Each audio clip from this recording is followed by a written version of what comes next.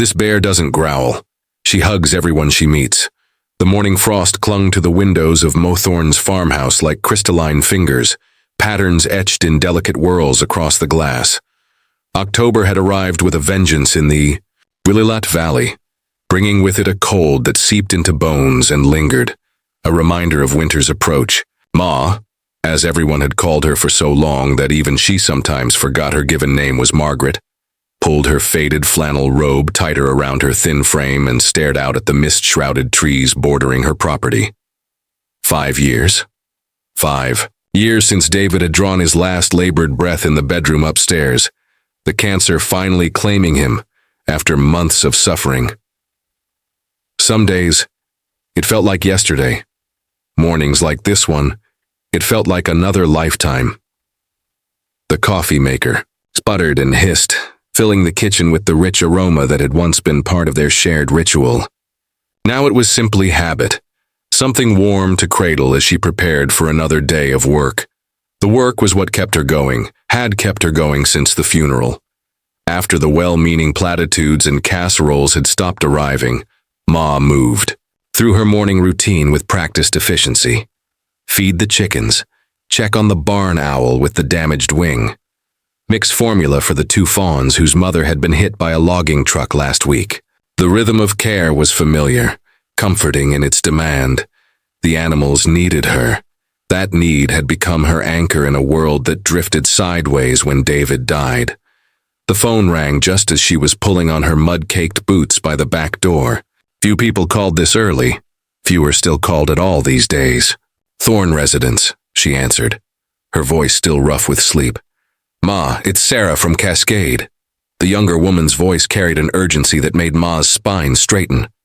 Sarah Donovan was the coordinator at the Cascade Wildlife Rescue Center, the facility that often referred special cases to Ma's smaller operation. What's happened? We've got a situation, black bear cub, male, about 5 months, found near the forest edge yesterday evening. Ma's grip tightened on the receiver. Poachers? Looks that way. Forest Service found dried blood, tufts of fur, and a sprung iron trap. No sign of the mother, only evidence that suggests she didn't make it. Ma closed her eyes. Despite decades of conservation efforts, poaching remained a persistent threat in the national forest.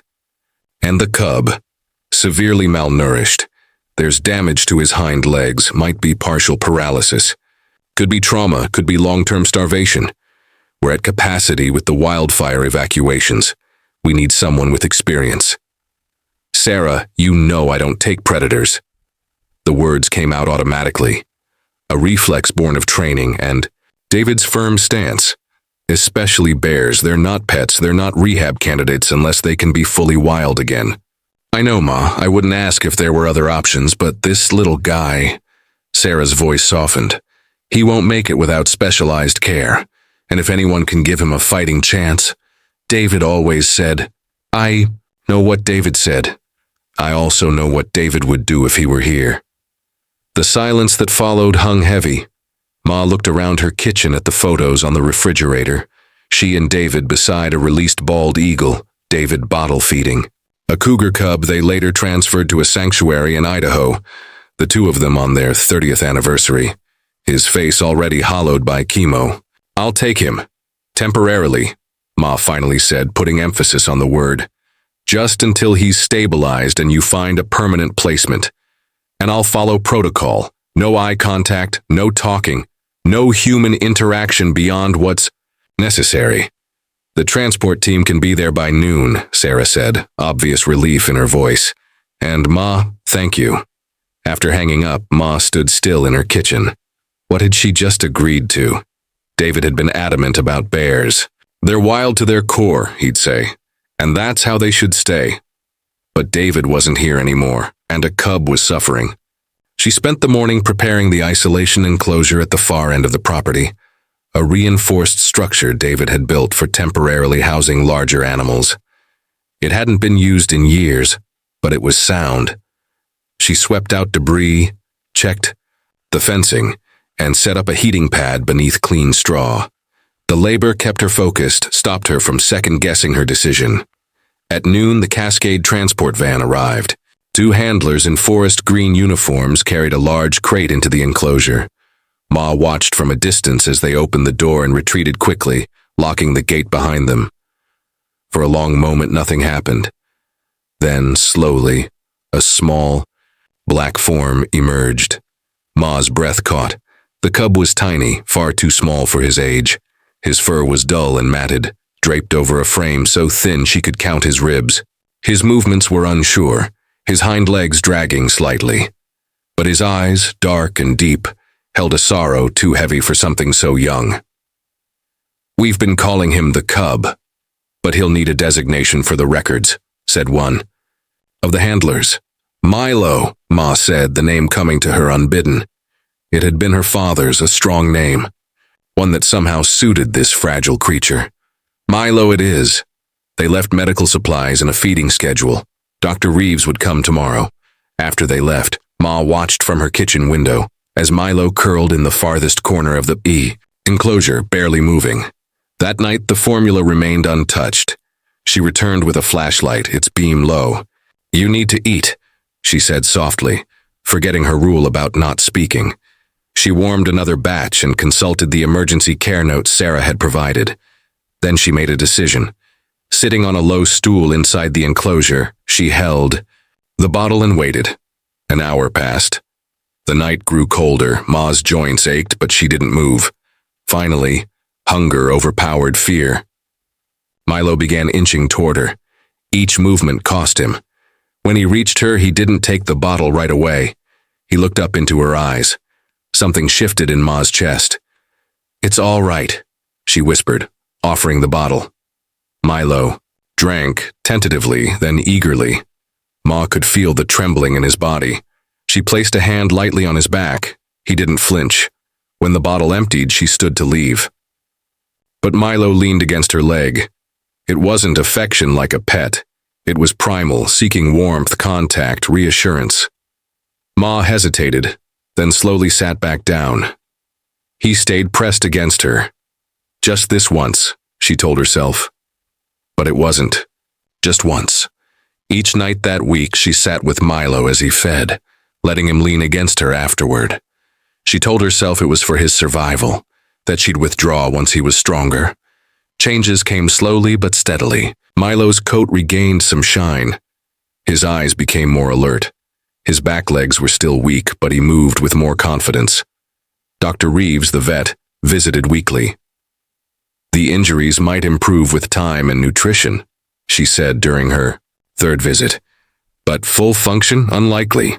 He won't be able to climb or outrun predators." "What does that mean for his release?" Ma asked, though she already knew. Dr. Reeves sighed. "It's not good. Without climbing, he can't access food or safety. His chances in the wild are minimal." Ma nodded. Concern mixed with something she didn't want to name. Relief. "We'll cross that bridge when we get to it. For now, he gets healthy." As October deepened, Milo's personality emerged. Unlike any bear cub Ma had cared for, he showed no panic or aggression. He was watchful, deliberate, possessed of a quiet dignity that seemed too old for his age. One stormy evening, Ma sat on her stool, lost in memories. It would have been David's birthday. The grief was raw again, and tears slid down her cheeks as she absently stroked Milo's side. Then she felt a pressure on her shoulder. Milo had raised his paw. "Enough. He can walk, but he can't climb, can't run properly."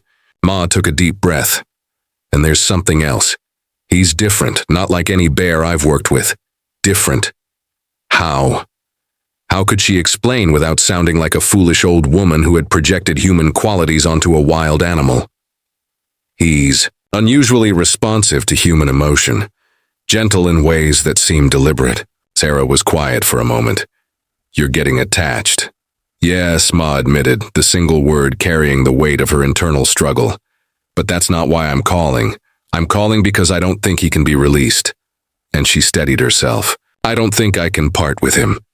Ma, you know the complications involved in keeping a bear permanently. The permits alone. I'll do whatever it takes. Apply for whatever licenses are necessary. Build whatever enclosure is required.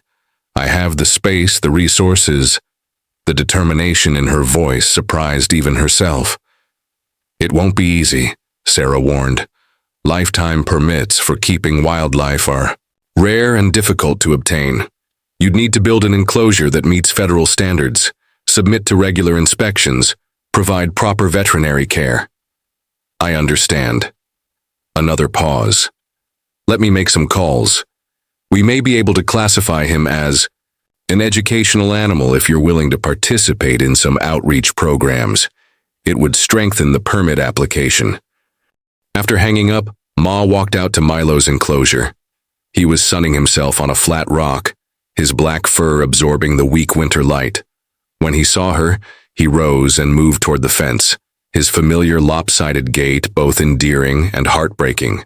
"We're going to try to make this work," she told him, reaching through the fence to scratch behind his ears. "You and me." The permit process was as arduous as Sarah had warned. Ma spent hours filling out paperwork, hosting inspections, and meeting with wildlife officials. She used a significant portion of her savings, money she and David had set aside, for retirement travels they would never take, to begin construction on a permanent enclosure.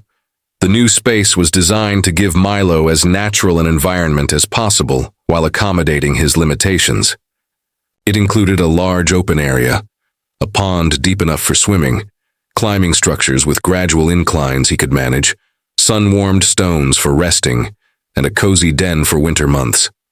Throughout the construction, Milo watched with evident curiosity, often sitting for hours observing the workers. Once, when a construction worker approached Ma with a question, Milo rose to his full height, now considerable despite his young age, and issued a low, warning growl. The man froze, eyes wide. "He's protective," Ma explained, moving between them. "Milo, it's all right. He's helping us." To the worker's astonishment, Milo immediately settled back down, though his eyes remained fixed on the stranger. "Never seen anything like that," the man muttered. "Responded to you like he understood every word." Ma simply nodded. She had long since stopped being surprised by Milo's apparent comprehension. By spring, the new enclosure was complete, and the final permits had been approved, largely due to Sarah's advocacy and Ma's agreement to develop educational programs about bear conservation. Milo's transition to his new home went smoothly, his excitement evident as he explored every corner of the expansive space. With the legal hurdles cleared and Milo settled, Ma found herself settling into a new routine. Her days once again had purpose, but now that purpose was intertwined with the bear, who had unexpectedly become the center of her world.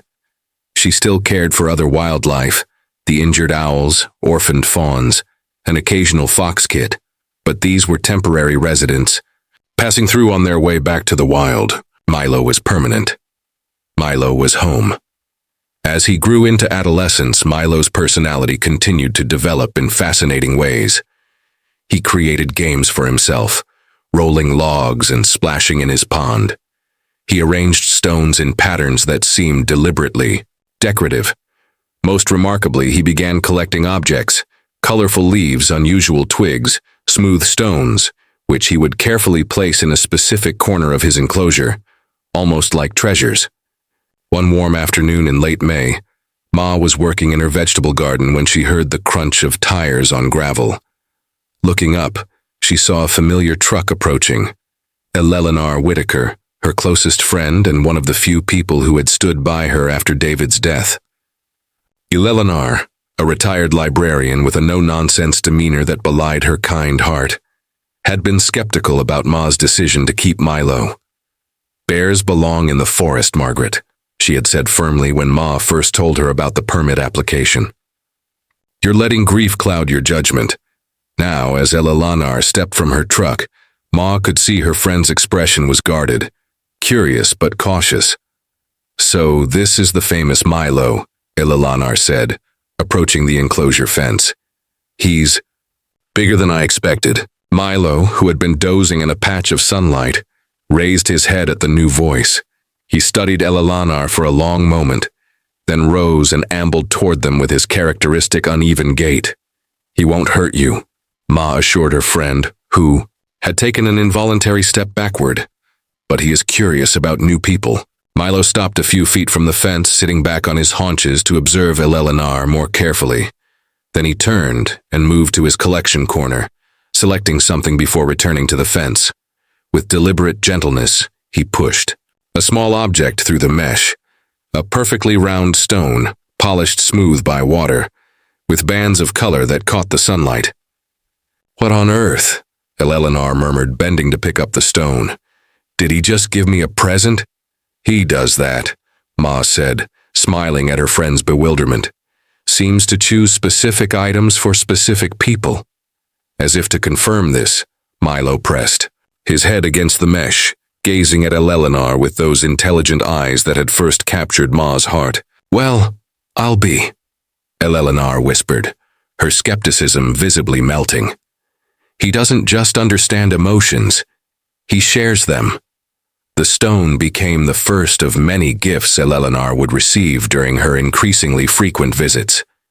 Each one seemed carefully selected, a feather with iridescent blue highlights, a piece of bark with an interesting pattern, once even a wildflower plucked carefully from within his enclosure. Eleanor wasn't the only one drawn into Milo's orbit. Word spread about the gentle bear at Monsieur Thorne's place, and despite her initial reluctance, Ma found herself hosting small groups of visitors, mostly local children and their parents, who came to learn about bear conservation through Milo's story. One such visitor was Leo Henderson, the 9-year-old grandson of George Henderson, whose property bordered Ma on the north side. George was known throughout the valley for his hatred of wild animals, particularly predators, which he viewed as threats to livestock and livelihoods. When Leo appeared at Ma's gate one summer afternoon, she was understandably surprised. "Grandpa doesn't know I'm here," the boy confessed, his voice barely above a whisper. "He says bears are dangerous, but Jimmy at school said your bear is special." Leo was a small, thin child with solemn eyes that seemed too old for his face. Ma had heard through local gossip that the boy had become withdrawn after his parents' acrimonious divorce the previous year, barely speaking and performing poorly in school. "Well, all bears deserve respect," Ma said carefully.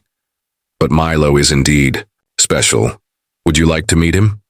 Leo nodded, his expression serious. Ma led him to the enclosure, explaining Milo's story and the importance of keeping a safe distance. To her surprise, Milo, who had been swimming in his pond, immediately emerged and approached the fence when he saw the boy. What followed was one of the most remarkable interactions Ma had witnessed. Milo studied Leo with intense focus, then retreated to his collection corner. He returned with a perfect heart-shaped leaf, which he gently pushed through the fence toward the silent child. Leo picked up the leaf with trembling fingers. "He knew," the boy whispered, looking up at Ma with wide eyes. "He knew I was sad." From that day forward, Leo became a regular visitor, arriving on his bicycle whenever he could slip away from his grandfather's watchful eye. Milo seemed to reserve his most special finds for the boy: a dry honeycomb, a blue pebble that gleamed like glass, a tiny bird's egg that had fallen from a nest. The two would sit for hours, one on each side of the fence, in a companionable silence that seemed to heal something in both of them. Occasionally, Leo would read aloud from books he brought, adventure stories, nature guides, poetry, his voice growing stronger and more confident with each visit. "He listens better than people do," Leo explained when Ma asked why he read to a bear. "He doesn't laugh if I mess up words." As summer turned to fall, Ma noticed changes in Leo. He stood straighter, spoke more readily, even smiled sometimes. His visits became a bright spot in her days. His gentle interaction with Milo, a reminder of the unexpected connections that could form across the boundaries of species. It was during this period that Ma began to fully appreciate the depth of her bond with Milo. He had become not just a responsibility or even a companion, but something more profound, a bridge between her isolated grief and the world of emotional connection she had closed herself off from after David's death. This understanding was tested when, in late October, News broke of a disease outbreak affecting the black bear population in parts of the Willamette National Forest. The illness, a respiratory infection that could prove fatal, had wildlife officials on high alert. Milo's vaccinated and isolated from wild populations, Dr. S. Reeves assured Ma during an emergency visit, but we'll need to be vigilant. Monitor for any symptoms: lethargy, loss of appetite, respiratory distress. Despite these reassurances, fear took root in Ma's heart. The prospect of losing Milo, of watching another beloved being suffer and die, was unbearable. She found herself checking on him obsessively, waking in the night to stand at